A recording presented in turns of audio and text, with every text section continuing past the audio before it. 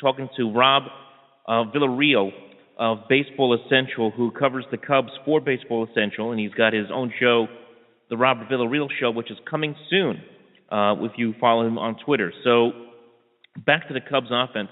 They got a lot of young pieces that they can move around, and a lot of guys who they're not too sure where they're going to fit, especially at third base and second. And, of course, that's kind of all surrounded around one prospect, Chris Bryant, who bring 9 home runs, 15 RBIs, hitting over 400. This guy looks like the real deal, but the Cubs, from what I understand, maybe aren't ready to bring him up at this point. Yeah, that's true. And it's, a lot of people look at it from the business side of baseball. Because, it's an understanding that, the Cubs, yes, Chris Bryant's a phenomenal prospect, either the top prospect in the game or number 2 behind the Twins' Byron Buxton, who I think is also a phenomenal prospect. I mean, between the two of them, they're the top 2 guys in the game, in the minors anyways. And when, you talk about the business side of the game, if they sit Bryant, not sit him, but send him down to the minors for 12 days, which is 9 games. They basically get an extra year of owning him, basically. It turns from 5 years into 6 years. They have to wait, 6 years instead before he turns into a free agent. So, I mean, as far as business goes, I think that's a good business move.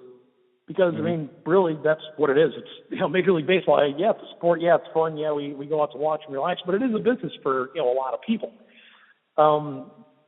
At the same time, you kind of got to trust them. They don't want to bring up guys too fast.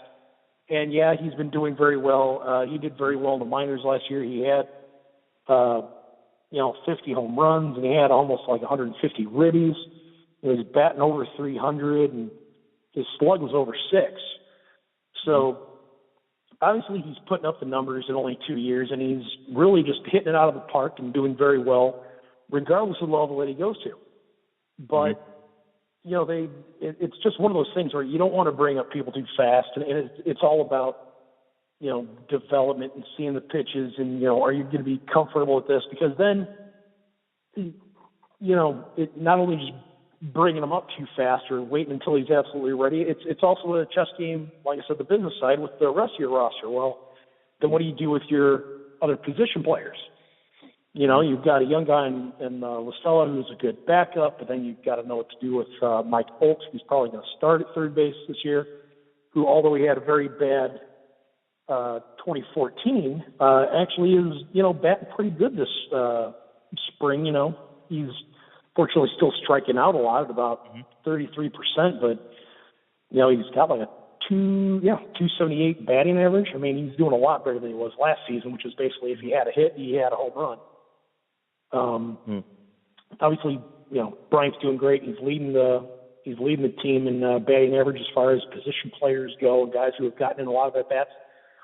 But, they want more experience. I mean, yeah, he's hitting over 400 for the spring, but he's also striking out 30% of the time. Yeah. And that's not something that you want regardless of what position you're playing.